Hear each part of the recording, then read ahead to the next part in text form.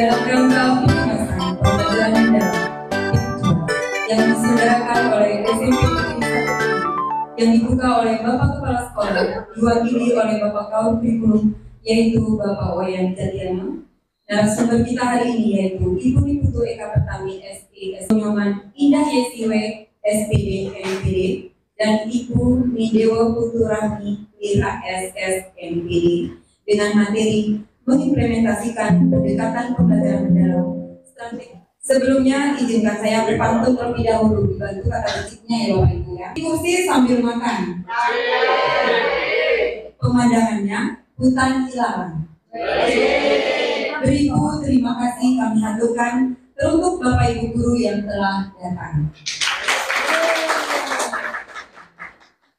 Om Swastiastu. Rahayu untuk kita semua. Yang terhormat Bapak Kepala Sekolah yang diwakili oleh Bapak Kaum Kurikulum, yang kami hormati Bapak Ibu Guru SMP Negeri 1 karena berkat beliau pada kesempatan kali ini Jumat 26 September 2022 tahun 2025-2026 di SMP Negeri 1 Kediri. Bapak Ibu hadirin yang kami hormati, mulai izinkan saya selaku pembawa acara membacakan susunan acara pada hari ini. Yang pertama, pembukaan. 2, menyanyikan lagu Indonesia Raya. 3, doa bersama. 4, arahan Bapak Kepala SMP Negeri 1 Kediri diwakili oleh Bapak Kurikulum sekaligus membuka kegiatan hari ini. Yang kelima, praktik baik. 6, tanya jawab, dan terakhir, penutup. Hadirin yang kami hormati, acara kami lanjutkan dengan menyanyikan lagu kebangsaan Indonesia Raya. Hari ini dimohon untuk kepada petugas Indonesia tanah airku, tanah Tuhan darahku. Indonesia kebangsaanku, bangsa dan tanah airku. dengan doa bersama agar acara ini berjalan dengan lancar. Mari kita bersama menundukkan kepala sejenak dan berdoa sesuai kepercayaan dan keyakinan masing-masing. Berdoa dulu. Dan selanjutnya yaitu sambutan dari Bapak Kepala SMP Negeri 1 Kediri yang diwakili oleh Bapak Wayan Jatiana sekaligus membuka kegiatan hari ini. Pada Bapak, silakan. Seizin Bapak Kepala Sekolah, saya ditunjuk untuk membuka kegiatan pembahasan pembelajaran mendalam batch 2 tahun pelajaran 2025-2026. Bapak Ibu sudah semua makannya, sudah kelas saya, karena kebanyakan dari mereka yang peserta kepala sekolah adalah guru penggerak yang banyak ya. Ada juga yang gagap seperti saya, banyak. Saya buat ini nanti berkaitan dengan literasi digital karismatik ya, karena dengan mengucapkan Om Awinamastu Namo Sidem, Om Sirastu Tadatus Nama Swaha, kegiatan pengimasan pembelajaran mendalam batch 2 tahun pelajaran 2025-2026 saya buka secara resmi. Terima kasih Bapak dan Ibu. Tindak lanjut RTL literasi digital kreatif karismatik dalam pembelajaran mendalam. Program ini saya mendapat inspirasi dari Bu Putu Suci bahwa literasinya tuliskan itu saya ubah menjadi literasi digital kreatif karismatik ya. Kemudian ini rencana tindak lanjutnya disusun oleh Imade Suwarito SPD, stafnya absen LMS dan lain sebagainya atas nama beliau yang bermakna. Kondisi satuan saat ini, infrastruktur, ketersediaan perangkat cukup namun belum merata. Contohnya LCD di kelas kita belum merata ya. Sebagian guru belum terbiasa Jangan tersinggung ya, sudah terbiasa Bapak Ibu sebagian besar. Tapi kita buat dulu seperti ini hariannya. Digital, kreatif, karismatik, sosialisasi hasil pelatihan pada warga sekolah hari ini. Ya, RTL 1 juga hari ini. Kemudian penjelasan konsep kegiatan dalam tim kerja. Nanti siap-siap saya akan memanggil tim IT kalau di SK kita ya. Saya juga belum bukan siapa orangnya. Yang siap nanti saya ajak di info untuk berkumpul sampai nanti ini ya terakhir. Tadi arahan dari Kabupaten kita Bapak Wayan Jatiana yang dapat memotivasi kita semua dengan dibukanya pelatihan pembelajaran mendalam Batch 2 tahun 2025-2026. Maka pelatihan pada kesempatan hari ini Jumat 26 September 2025 telah resmi dibuka. Demikian seluruh rangkaian kegiatan pembukaan hari ini. Terima kasih atas kehadiran seluruh peserta dan selamat mengikuti kegiatan pada hari ini. Saya selaku pembawa acara, mohon maaf jika ada salah kata baik sengaja maupun tidak sengaja. Sebelum saya tutup, mohon izin saya tutup terlebih dahulu. Bantu kata detiknya. Bunga melati harum di taman. Di bukit tubuh bunga dahlia. Selamat mengikuti pelatihan, semoga sukses dan penuh bahagia. Saya tutup dengan Paramo Santi. Oh, Santi. Selanjutnya acara saya serahkan kepada Ibu narasumber. Baik, terima kasih kepada Ibu pembawa acara. Acara hari ini juga sudah dibuka oleh Bapak Kepala Sekolah yang diwakilkan oleh Bapak Wayan Jatiana. Terima kasih juga kami sampaikan kepada Bapak Ibu guru yang sudah bersedia hadir dalam acara pembahasan pembelajaran mendalam batch 2 ini. Mohon maaf sebelumnya saya duduk di depan di sini bersama Ibu Yesi dan Bu Lira bukan bermaksud menggurui, karena ini merupakan tugas yang harus kami lakukan mengimbaskan kepada Bapak Ibu guru di satuan pendidikan di SMP Negeri 1 Kediri. Karena kegiatan pelatihan pembelajaran mendalam ini akan berlangsung selama 3 bulan. Jadi setelah pengimbasan hari ini, kami akan bertemu kembali nanti di tanggal 6. Hasil pengimbasan kami ini akan dievaluasi bersama nanti dengan video pembelajaran kami dalam implementasi di kelas. Jadi nanti akan dievaluasi oleh fasilitator.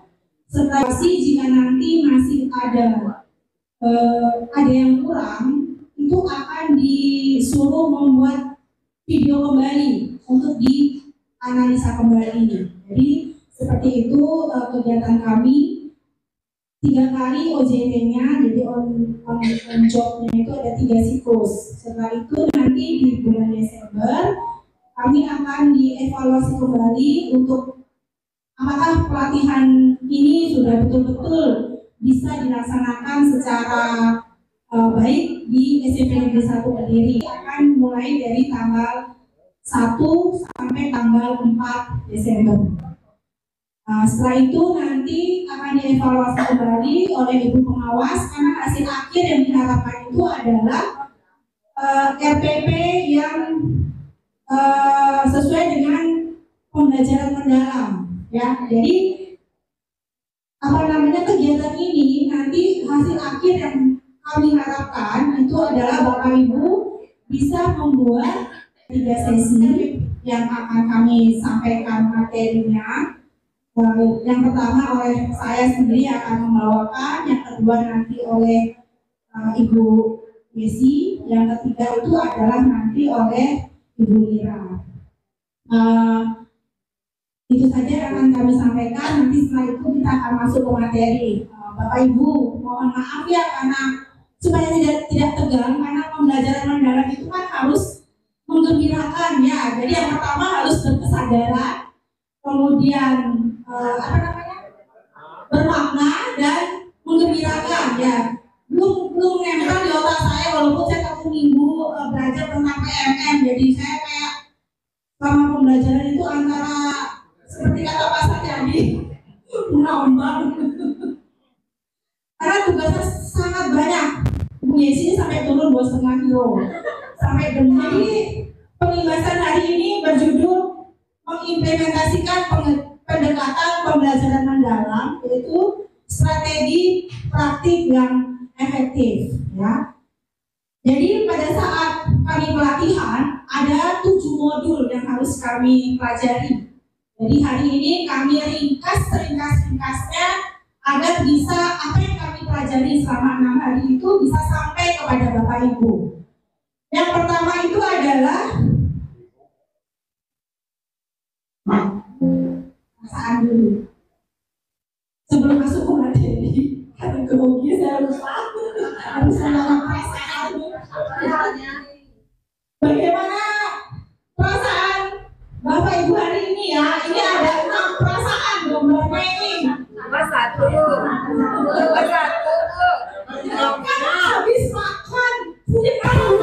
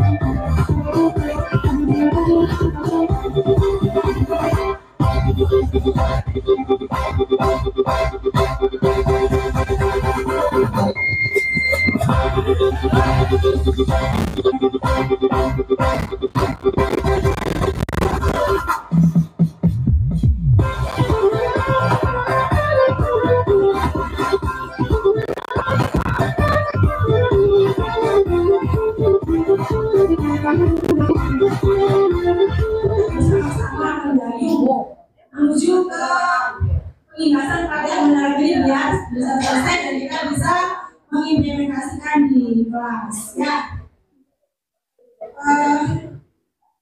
Nah ini dia. Ini adalah Bapak Menteri kita, Bapak Profesor Abdul Muti. Ya. Jadi karena materi saya yang pertama itu mengenai pola pikir, ya.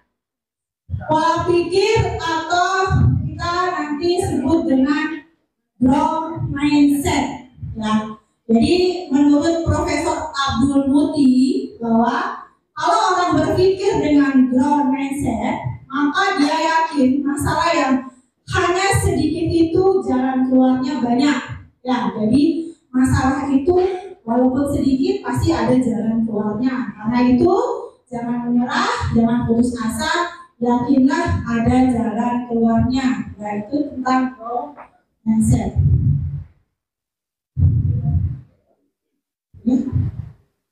Salah.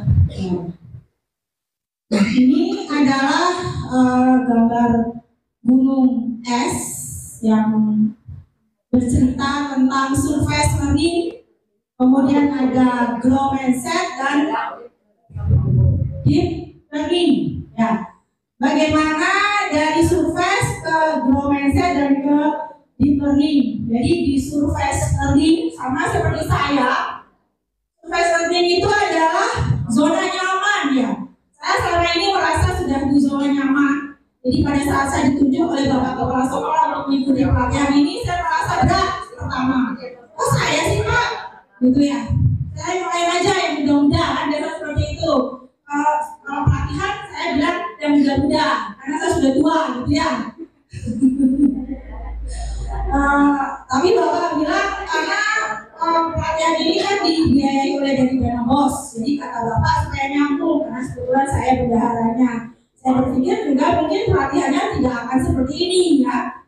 Ternyata pelatihannya juga lumayan berat, seperti semua guru penggerak kemarin. Saya sebenarnya menyesal itu guru penggerak kemarin, ya.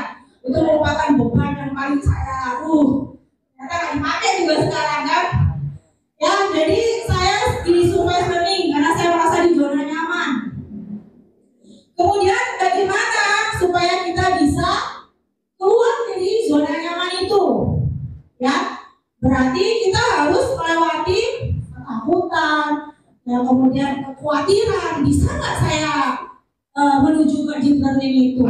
Dengan kita grow mindset itu, ya. Jadi oleh karena itu grow mindset itu dibutuhkan agar bisa menghilangkan rasa takut untuk berhadapan dengan hambatan, tantangan, dan kesulitan. Karena pasti akan ada hambatan, tantangan, dan kesulitan dalam kita lakukan deep learning itu. Nah, kemudian ini ada konsep pola pikir. Ya, pola pikir itu adalah segalanya. Jadi pola pikir kita itu adalah segalanya. Dari pola pikir kita itu akan ada tindakan. Nah, tindakan itu akan menghasilkan. Ya, jadi pola pikir akan mendikte tindakan yang dilakukan serta akan menentukan hasil yang diperoleh. Nah, ini dia pola pikir lebih penting dari keterampilan ya, atau mindset. Jadi adalah fondasi dari keterampilan atau skill set dan alat atau tool set. Jadi pola pikir merupakan cara melihat dan cara berpikir saat menghadapi masalah. Ya. Kemudian berperan untuk memperluas cara seseorang dalam melihat dan berpikir. Jadi pola pikir itu yang paling penting karena bagaimana kita mengubah pola pikir kita dari yang tadi surface learning itu menuju ke deep learning itu. Nah, ini adalah gambar otak manusia, ada pola pikir. Mengapa manusia itu bisa berbeda-beda? Yang membedakan itu adalah pola pikirnya.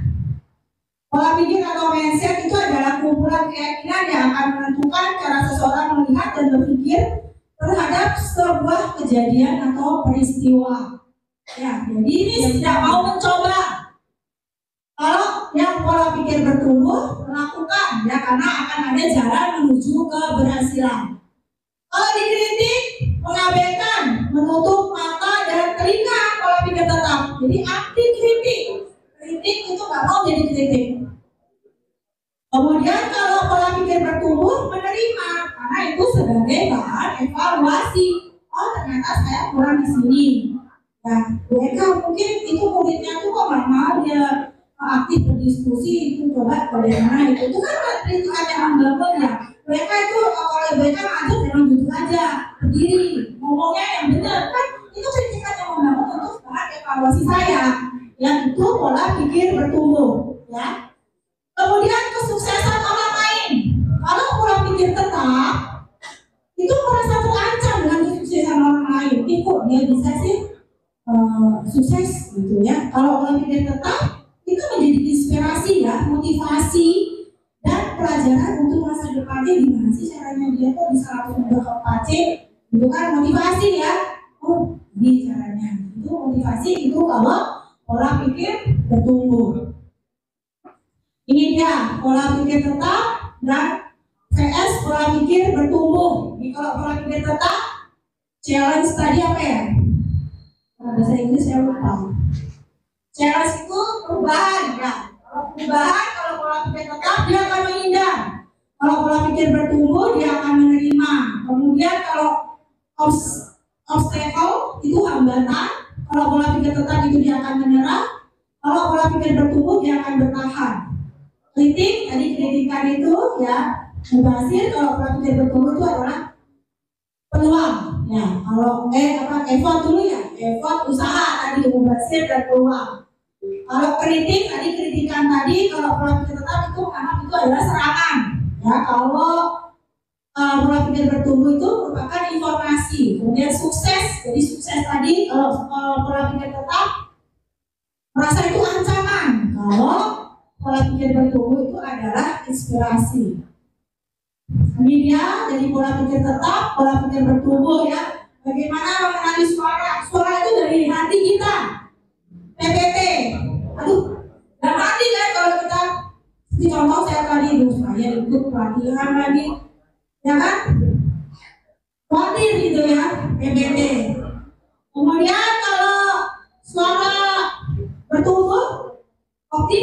Oh ya, saya ikuti, saya pasti bisa.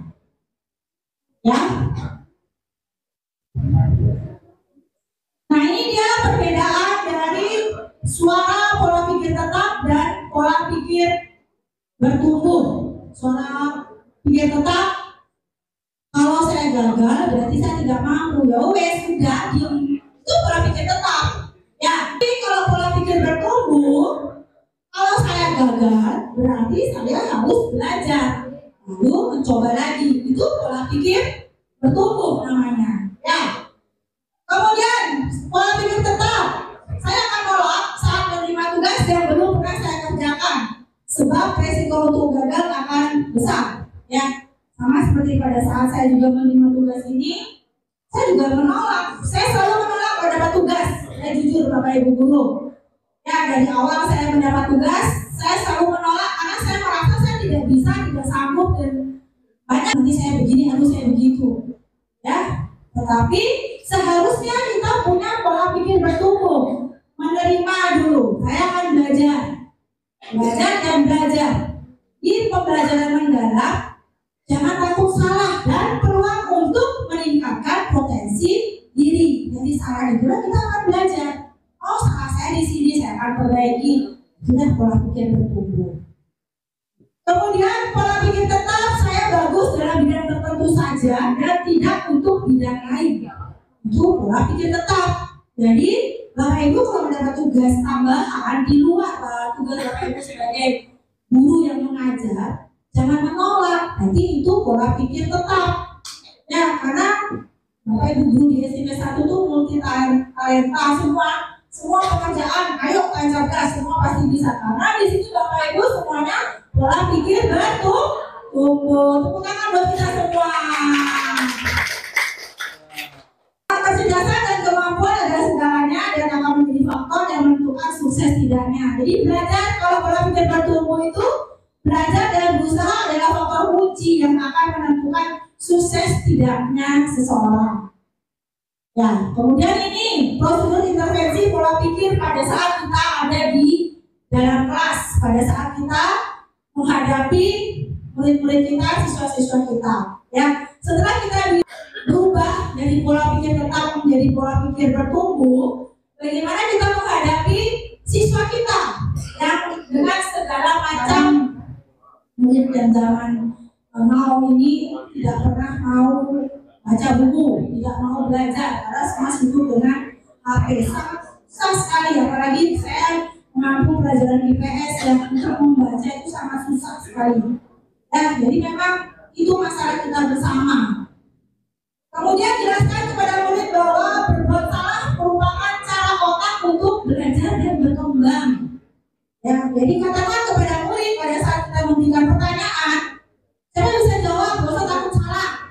Ya, karena kadang-kadang murid ada yang takut salah, saya jawab, nanti gak usah takut salah. Kita berikan pancingan seperti itu. Kita belajar, kalau kamu salah, kita nanti jawab sama-sama dengan teman-temannya. Ya, itu bagaimana prosedur pola pikir kita kepada anak-anak.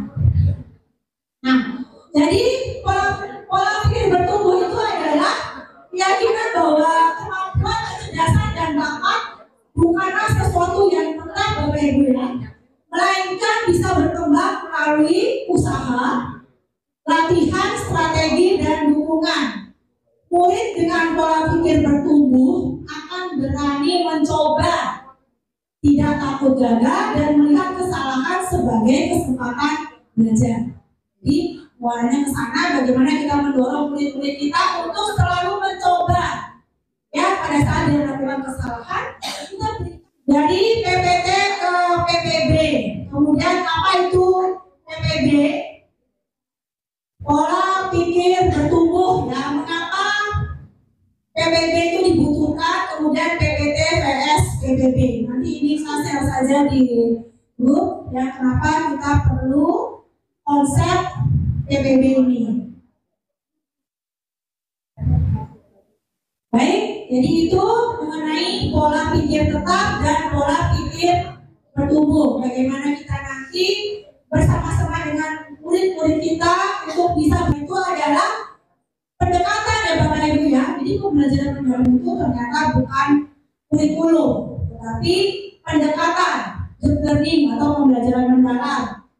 Ya, yaitu pendekatan yang memuliakan, ya, memuliakan dengan menekankan pada penciptaan suasana belajar dan proses pembelajaran berkesadaran. Jadi kita sadar dulu, kita seperti kalau Pak Saradi pagi-pagi sama anak-anak, apa tujuan kalian ke sekolah? Itu salah satu contoh pembelajaran mendalam, menyadarkan anak-anak, kamu ke sekolah mau ngapain gitu. Itu salah satu contoh menyadarkan anak-anak, kamu ke sekolah ngapain? Belajar, berkesadaran. Sama seperti kalau Bapak Ibu ditanya, Bapak Ibu ngapain ke sekolah? Ya kan? Kita adalah mengajar anak-anak yang belajar, di berkesadaran. Kemudian apa yang sedang kita pelajari itu akan bermakna, ya, berkesadaran, bermakna dan menggembirakan. Menggembirakan bukan berarti hati, olah rasa dan olahraga secara holistik dan terpadu, ya.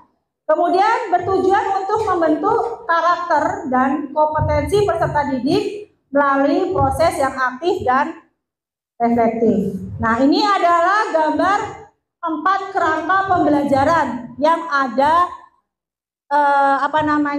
nanti dalam hasil akhirnya itu adalah RPP tadi itu. Jadi ini adalah kerangkanya. Yang pertama itu intinya itu adalah pembelajaran mendalam. Jadi ada 4 lingkaran.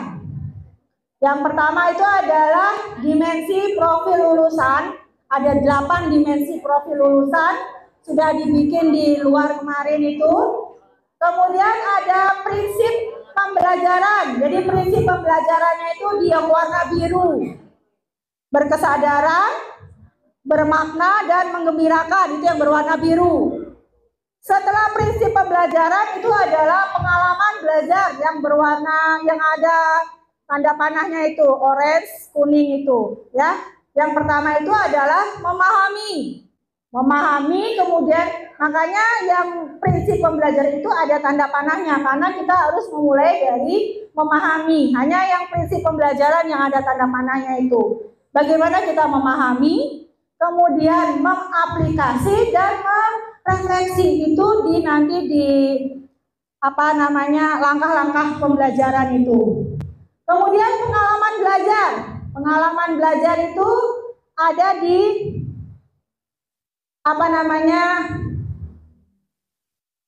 warna biru, ya. Warna biru itu, ya. Jadi nanti rumusnya itu 8, 3, 3, 4. Jadi nanti itu akan dijelaskan secara komprehensif, ya. 3, 4. Jadi nanti akan dijelaskan oleh Ibu Yesi secara detail. Nah, ini perencanaan pembelajaran mendalam. Jadi ini yang nanti akan kita buat ya Bapak Ibu ya. Ini kerangkanya. Kalau bedanya dengan RPP kita yang duluan kan apa ya bedanya, saya lupa. Nanti kita kita ini lagi pembelajaran. Yang ketiga ada assessment dan yang ketiga itu pengalaman belajar dulu, maaf. Jadi identifikasi, desain pembelajaran, yang ketiga pengalaman belajar, yang keempat ada assessment, ya. Nah, untuk identifikasi di sini maksudnya bukan berarti identifikasi kita, ya, tetapi isinya itu adalah yang pertama bagaimana mengidentifikasi kesiapan murid. Jadi kita mengidentifikasi dulu, kita melihat dulu bagaimana kesiapan murid kita, ya. Kedua, memahami karakteristik materi pelajaran. Jadi kita memang sebagai guru harus melihat dulu materi ini nanti bagusnya seperti apa. Proses pembelajaran kita di kelas.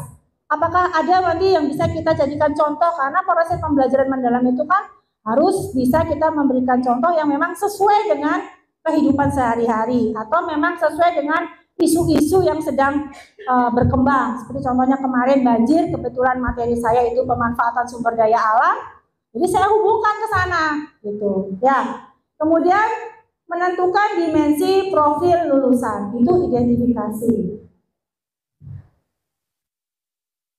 Ini dia identifikasi perencanaan pembelajaran. Jadi mengidentifikasi kesiapan murid, jadi mengenali sifat dasar yang pertama tadi. Kemudian menentukan dimensi profil lulusan. Jadi di dalamnya tetap dimasukkan 8 dimensi lulusan itu, tetapi nanti diconten mana yang sesuai dengan mata pelajaran kita.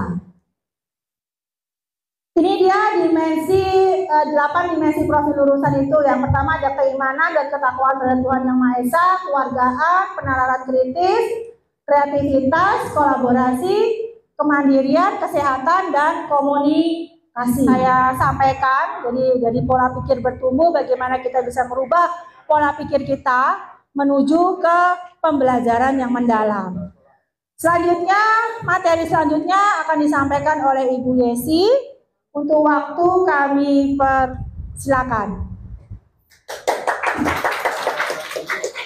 Bapak Ibu guru semuanya.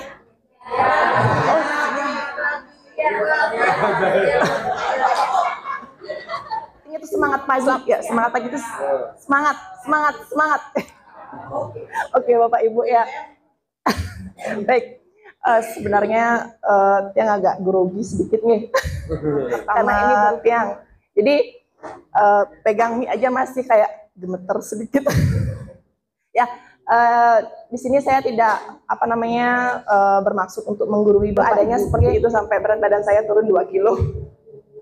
Ya, jadi lumayan ya, banyak tugas-tugas yang harus dikerjakan, itu lumayan padat. Jadi sebelum nanti kita ada tahapannya, itu adalah in on in. Jadi kemarin itu yang 6 hari adalah in yang pertama. Ya, jadi nanti kita ada on-nya, terus berikutnya ada in yang kedua. Jadi nanti kita akan selesai di bulan Desember, Bapak Ibu ya. Doakan semoga kita semua selalu sehat dan bisa mengikuti sampai akhir ya.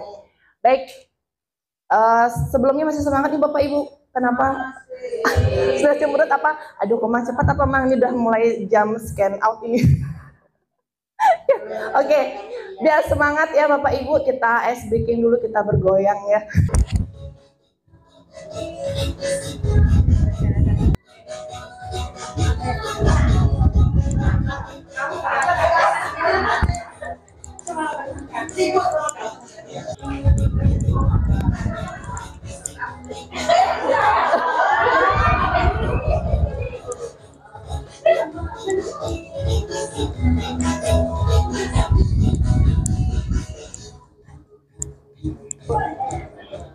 Sudah semangat Bapak Ibu, apa masih mengantuk?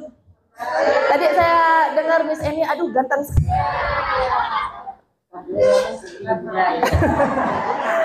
Baik, ya di sini saya akan membawakan materi tentang desain pembelajaran dan pengalaman belajar ya Bapak Ibu. Oke, sebenarnya itu arwahnya materi pembelajaran mendalam itu cuma 4 saja ya Bapak Ibu ya. Yang pertama itulah identifikasi, yang kedua itu desain pembelajaran, yang ketiga adalah pengalaman belajar, dan yang keempat adalah assessment ya Bapak Ibu. Nah, tadi untuk identifikasi sudah dijelaskan oleh Ibu Eka ya. Dan selanjutnya yang untuk desain pembelajaran itu apa yang pertama kita harus lakukan dalam desain pembelajaran. Nah, nanti di PPM, perencanaan pembelajaran mendalam. Ya, yang pertama di desain pembelajaran itu yang pertama itu adalah menentukan tujuan pembelajarannya. Ya, di situ dituliskan TP-nya sesuai dengan analisis CP yang Bapak Ibu susun di situ. Ya, berikutnya adalah ada lintas disiplin ilmu yang relevan. Ya, jadi di situ tuh mengkaitkan antara materi yang Bapak Ibu misalnya contohnya saya di matematika yang ada materinya itu relasi dan fungsi. Nah, itu relevan mengajarkan tentang relasi itu kan hubungan ya, hubungan. Jadi mengajarkan anak-anak saya mengkelompokkan himpunan A, himpunan B, jadi relasi nama ibu kota misalnya gitu. Jadi mungkin yang relevan itu dengan pelajaran IPS ya, kontennya. Jadi anak-anak kan harus bisa dia menyebutkan misalnya kalau dia tidak tahu ibu kota Jawa Timur itu ibu kotanya Surabaya misalnya, kalau dia tidak bisa mengkelompokkan itu kan dia tidak bisa jadinya membuat himpunannya seperti itu contohnya ya Bapak Ibu. Oke, selanjutnya Oke. Pada desain pembelajaran, nah pada desain pembelajaran itu ada kerangka pembelajaran. Nah, dalam kerangka pembelajaran itu ada 4 komponen ya Bapak Ibu. Yang pertama ada praktik pedagogis. Yang kedua itu ada lingkungan pembelajaran. Yang ketiga pembelajaran bisa PBL, PJBL, pembelajaran inquiry, ya diskusi di situ. Nah, terus selanjutnya adalah lingkungan pembelajaran. Nah, di situ bisa diisikan dengan daring atau luring, ya, atau di dalam atau di luar kelas. Jadi di situ pilih di salah satu bisa dibuat di situ di kelas atau yang pakai virtual bisa contohnya seperti Google Meet, Google Classroom, LMS seperti itu, ya. Selanjutnya di situ kemitraan pembelajaran. Nah, di sini kemitraan pembelajaran itu bukan mitra ya. Mitra itu artinya relasi ya, relasi di situ. Jadi diisikan di situ apabila guru mengajar dengan partner sesama guru ataupun berkolaborasi dengan pihak-pihak terkait ya. Contohnya bisa kalau anak-anak ya, artinya misalnya kelas 8A dengan kelas 8B gitu ya. Jadi kalau bisa dengan guru dengan kepala sekolah ya, bisa dengan guru dengan orang tua seperti itu. Terus untuk di pemanfaatan digital, nah di sini diisikan perangkat media digital yang digunakan ya Bapak Ibu. Contohnya kita bisa gunakan Quizzes, Kahoot atau yang sudah digunakan, kita kan sudah menggunakan mengimplementasikan kelas pintar ya Bapak Ibu ya. Dan itu nanti kita akan laksanakan serentak itu nanti untuk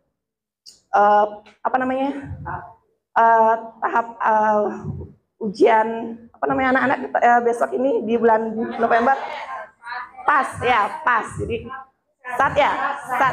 SAS namanya berkesadaran, bermakna dan menggembirakan ya, disingkat dengan BBM. Nah, berkesadaran itu adalah pengalaman belajar terjadi saat murid sadar untuk aktif belajar, paham tujuan, termotivasi dan mampu mengatur cara belajarnya. Ya, dimana kita dulu ya yang sadar ya. Jadi Bapak Ibu di sini sudah berkesadaran semuanya. Ya. Jadi di situ nanti kita tujuan murid untuk meningkatkan kesadaran anak-anak ya, kesadaran murid-murid kita. Terus berikutnya adalah bermakna, di mana siswa merasakan manfaat belajar, bisa menghubungkan pengetahuan lama dengan yang baru, lalu menerapkannya dalam kehidupan sehari-hari. Ya. Terus yang berikutnya adalah menggembirakan, jadi pembelajaran yang menyenangkan, ya, yang menyenangkan tercipta saat suasana positif, menantang dan memotivasi siswa. Jadi siswa merasa dihargai di situ. Untuk prinsip pembelajaran mendalam.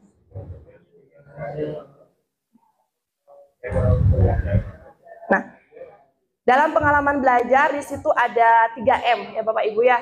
Yang pertama ada memahami, mengaplikasi dan merefleksi. Nah, untuk tahap memahami, tahap awal murid membangun pengetahuan dari berbagai sumber untuk benar-benar paham dalam konsep. Ya. Untuk mengaplikasi, murid mempraktekkan pengetahuan dalam kehidupan nyata secara kontekstual.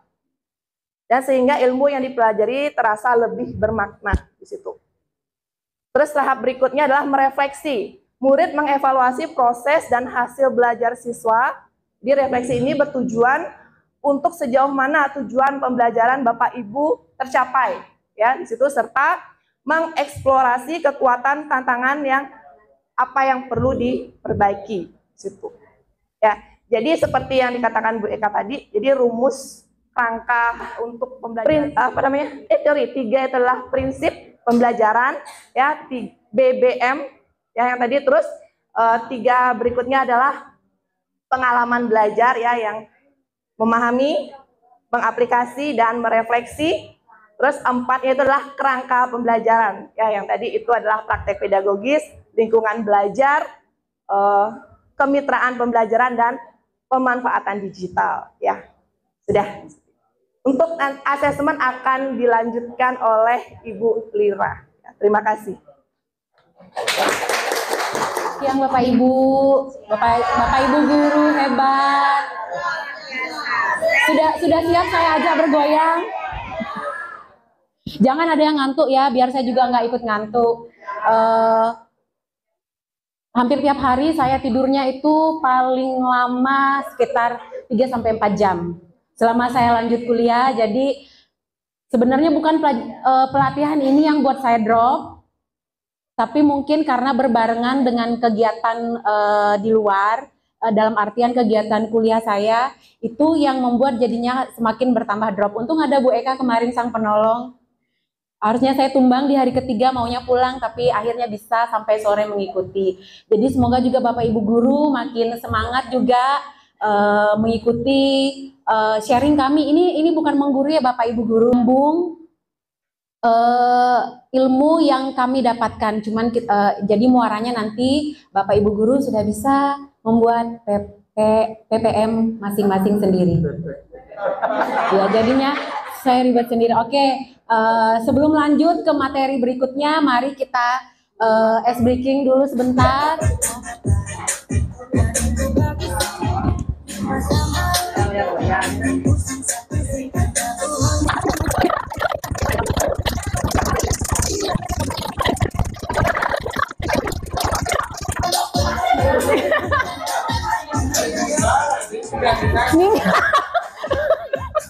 Berikutnya adalah dari 4 kerangka yang disebutkan sebelumnya yang wajib ada di PPM itu ada asesmen yang terakhir. Yang pertama adalah identifikasi, kemudian ada lingkungan pembelajaran, kemudian yang ketiga adalah pengalaman belajar, dan yang terakhir adalah asesmen pembelajaran mendalam.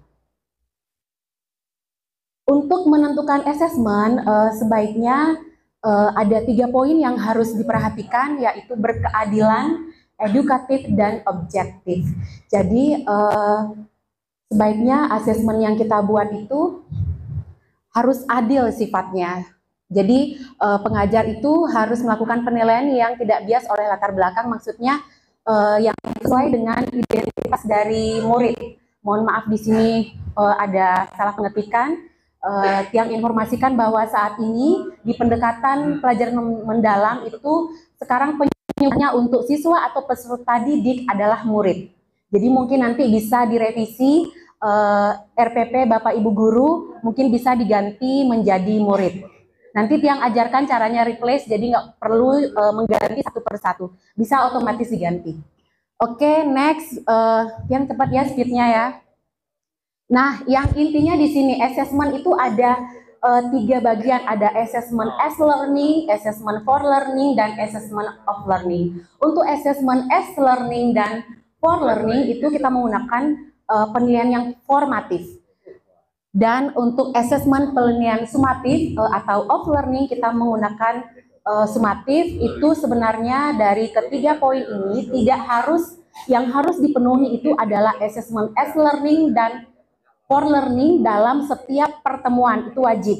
Namun assessment of learning atau sumatif, Bapak Ibu Guru itu tidak harus mencapainya karena ini kan berupa nilai. Jadinya nanti di akhir sumatif itu akan muncul di akhir pembelajaran. Jadi dalam beberapa kali pertemuan, tujuan pembelajaran Bapak Ibu tidak harus mencapai asesmen sumatif karena itu ada di akhir pembelajaran. Yang paling penting di setiap pertemuan adalah assessment as learning and for learning. Assessmentnya itu berupa jurnal. Untuk as learning itu adalah assessment yang berupa jurnal. Jadi jurnalnya seperti ini. Mungkin yang pribadi juga belum pernah sebenarnya membuat jurnal kesiapan murid-murid dalam artian mengetahui sejauh mana dan murid-murid yang tiang ajar itu materi belum pahami, materi yang benar-benar dia blind, buta dengan materi itu. Kemudian setelah jurnal yang kita buat, kita masuk ke assessment learning. Jadi di sana Bapak Ibu Guru bisa melakukan peta konsep atau umpan balik formatif seperti melakukan observasi. Di sini boleh kita gunakan kuisis, kelas pintar. Mungkin kedepannya diharapkan sekali Bapak Ibu Guru sudah bisa mengaplikasikan kelas pintar minimal di setiap ulangan harian. Biar kita nggak rugi ya bayarnya Bu Eka ya. Ya, soalnya bayarnya katanya lumayan mahal. Jadi untuk meminimalisir kesalahan atau susahnya login saat ulangan sumatif nanti di bulan November, tadi saya udah dibisik sama Pak Jati bahwa nanti itu akan dilakukan di bulan November, di awal bulan Pak nih, ada di awal bulan nanti. Jadi sebaiknya rekan-rekan bisa mengaplikasikan kelas pintar itu minimal di ulangan hariannya. Nanti kalau nggak bisa saya siap bantu, saya sangat siap bantu supaya bisa berjalan programnya.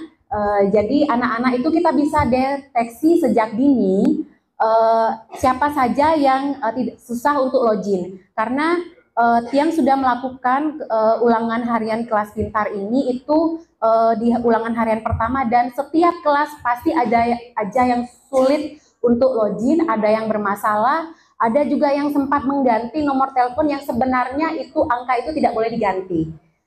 Tadi sudah diinformasikan oleh Pak Jati bahwa next bulan depan ya Pak ya, untuk kelas pintarnya akan ada sosialisasi lagi ya, dan diharapkan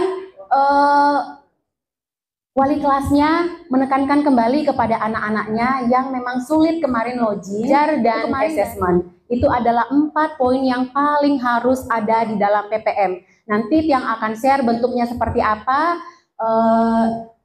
dan step-stepnya seperti apa yang akan share, biar kita sama-sama mempunyai PPM mendalam sebelum nanti proses supervisi dari ibu pengawas, gitu Pak ya. Sekarang masuk ke siklus inquiry kolaboratif. Nah, di sini prosesnya alurnya ada 4. Pertama itu assess adalah identifikasi, kemudian setelah kita identifikasi, kemudian kita desain atau kita rancang, kemudian kita implement, kita laksanakan, and then kemudian kita measure, reflect, and change. Perut yang terjemahkan, measure itu pengukuran, and then itu reflect, kita refleksi, change itu adalah perubahan.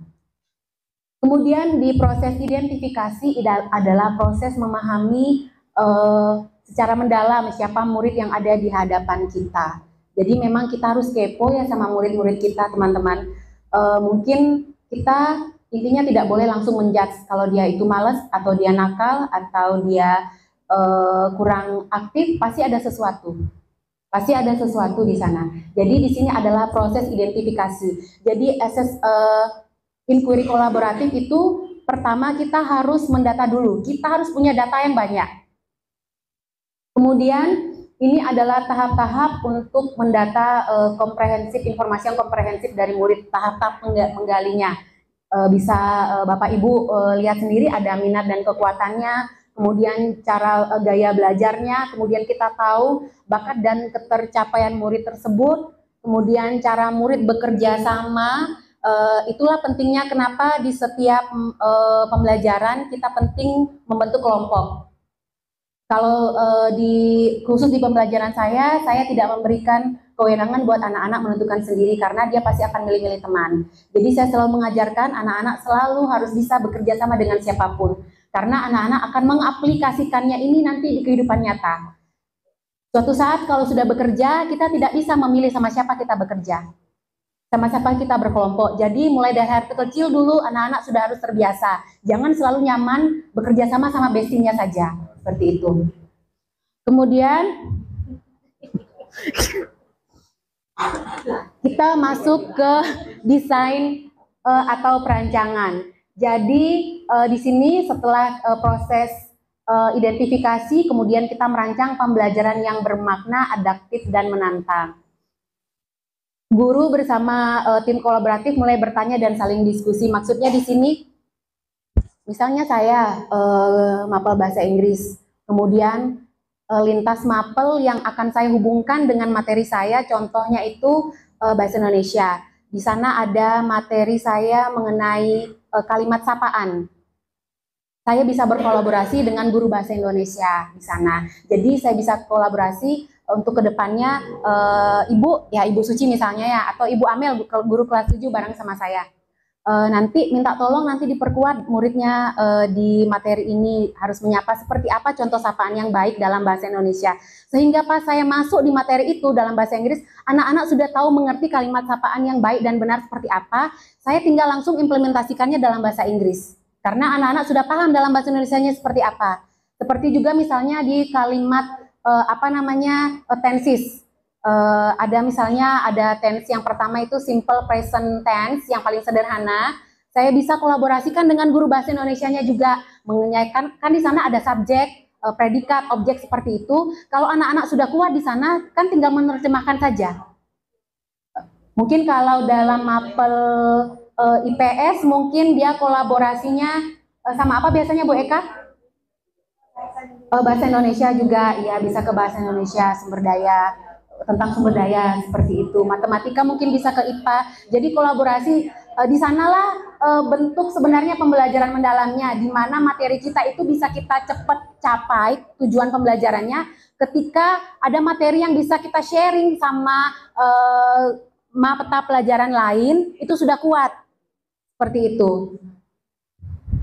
Nanti mungkin jadi PR ya, kita harus bisa bertumbuh, jadinya kita sharing-sharing. Jadi kalau saya masuk ngajar bahasa Inggris, Bu Amel sudah siap dulu ngajarin, diperkuat di bahasa Indonesianya, seperti itu. Oke, di sini untuk merancang tim kolaboratif itu ada 4 poin utama, yaitu prinsip pembelajaran. Prinsip pembelajaran itu ada 3, yaitu berkesadaran dulu, kemudian bermakna, kemudian menggembirakan.